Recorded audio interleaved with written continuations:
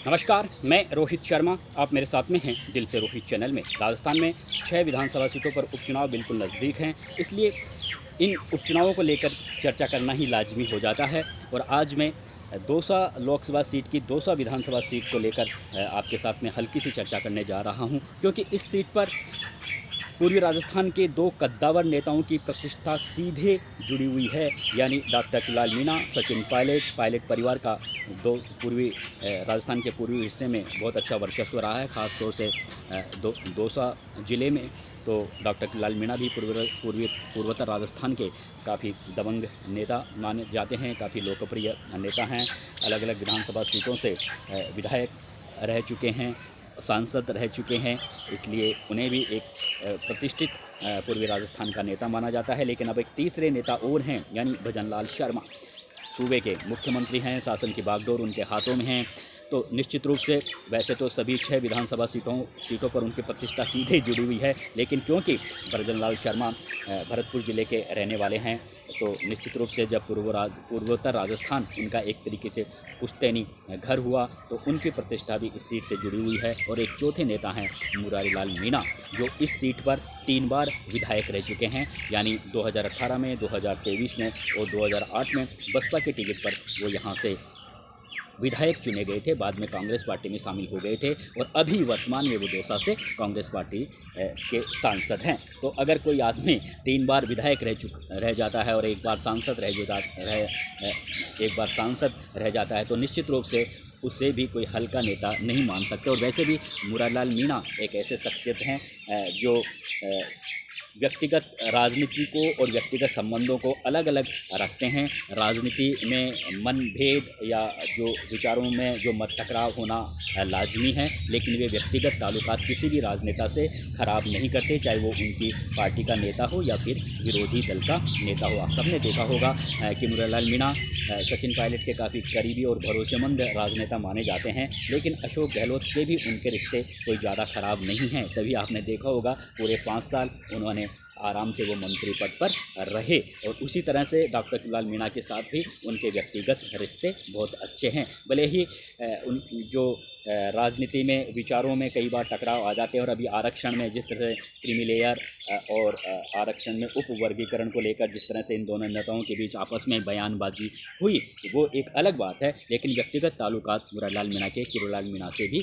बहुत अच्छे हैं। लेकिन देखने वाली बात यह है कि अब मुरारीलाल मीणा जिस तरह से बार बार ये कहते हैं कि वो इन विधानसभा उपचुनाव में अपने परिवार के किसी व्यक्ति को या रिश्तेदार को खड़ा नहीं करेंगे, तो फिर वो पैरवी किसकी करेंगे? क्या वो पैरवी नरेश मीणा की करेंगे या क्या वो पैरवी राजेंद्र गुर्जर की करेंगे, जो क्षेत्र के काफ़ी सक्रिय युवा नेता हैं? या फिर जिस तरह से निहारिका मीणा जो उनकी बेटी है, उन्होंने पिछले दिनों जिस तरह से मुरारीलाल मीणा के ड्राइवर मुकेश मीणा को लेकर जिस तरह से पोस्ट की थी और एक तरीके से ये बताया था कि उन्हें टिकट मिल सकता है, तो क्या वे अपने ड्राइवर मुकेश मीणा के लिए पैरवी करेंगे? क्या वे अपने दोस्त गजराज खटाना के लिए पैरवी करेंगे? वैसे गजराज खटाना खुद विधायक रह चुके हैं और बांदीकुई से उन्होंने पिछला विधानसभा चुनाव लड़ा था, लेकिन मामूली वोटों के अंतर से हार चुके हैं। और गजराज खटाना और मुरारीलाल मीणा आपस में गहरे दोस्त हैं। गजराज खटाना एक तरीके से सचिन पायलट के भी काफ़ी करीबी हैं। तो बार बार यही सवाल आकर खड़ा होता है कि पार्टी हाईकमान भी निश्चित रूप से मुरारीलाल मीणा की सलाह को भी मानेगा। सचिन पायलट की तो सलाह अंतिम है ही इस सीट पर, लेकिन मुरारीलाल मीणा का मन भी टटोला जाएगा। लेकिन लोग ये भी कहते हैं कि हो सकता है मुरारीलाल मीणा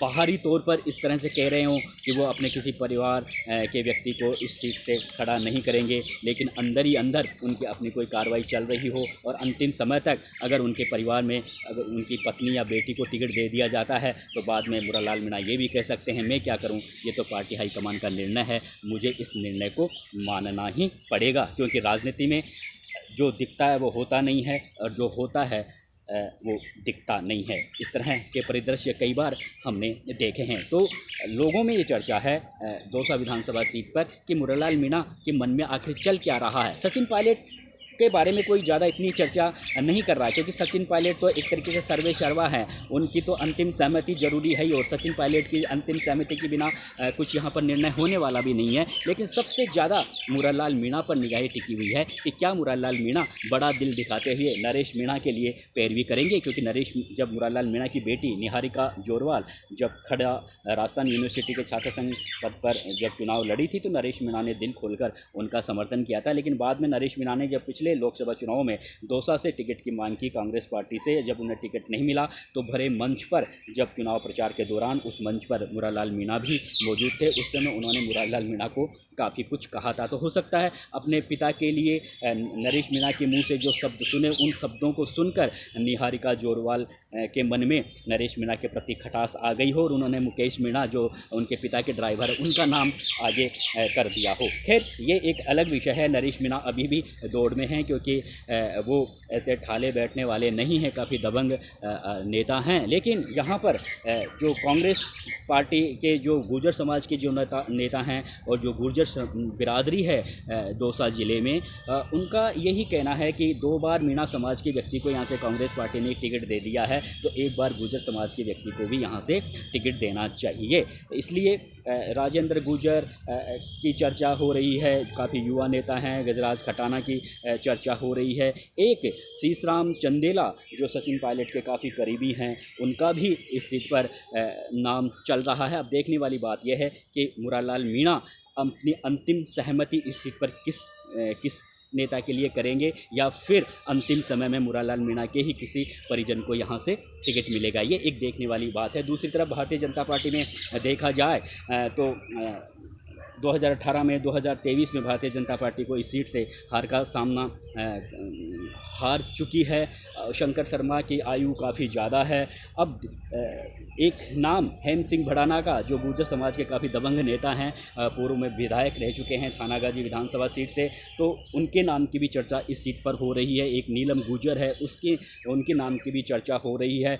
अब हो सकता है कोई चौंकाने वाला नाम भारतीय जनता पार्टी इस सीट पर खड़ा कर दे। वैसे जो डॉक्टर किलाल मीणा हैं, अपने भाई जगमोहन मीणा को इस सीट से टिकट दिलवाने के लिए अभी भी अंदर ही अंदर उनका जो कोशिशें हैं वो जारी हैं। वो चाहते हैं कि अगर जगमोहन मीणा को इस सीट से वो एक बार यैन कैन प्रकरण अपने भाई को विधानसभा में या संसद में देखना चाहते हैं, और इसीलिए जब उन्होंने इस्तीफा दिया था तो उसके बाद में राजनीतिक हलकों में ये चर्चा थी कि ये एक तरीके से आगामी विधानसभा उपचुनावों को देखते हुए डॉक्टर किलाल मीणा ने एक प्रेशर पॉलिटिक्स अपनाई है, और हो सकता है वो इस प्रेशर के जरिए अपने भाई जगमोहन मीणा को दौसा विधानसभा सीट से टिकट दिलवाने में कामयाब भी हो जाए, क्योंकि दौसा लोकसभा सीट से भी अपने भाई जगमोहन को टिकट दिलवाने के लिए उन्होंने काफ़ी पैरवी की थी, लेकिन टिकट नहीं मिला था। लेकिन अब विधानसभा उपचुनाव में भी अपने भाई जगमोहन मीणा को टिकट देने के लिए वो पूरी कोशिश कर रहे हैं, और जगमोहन मीणा को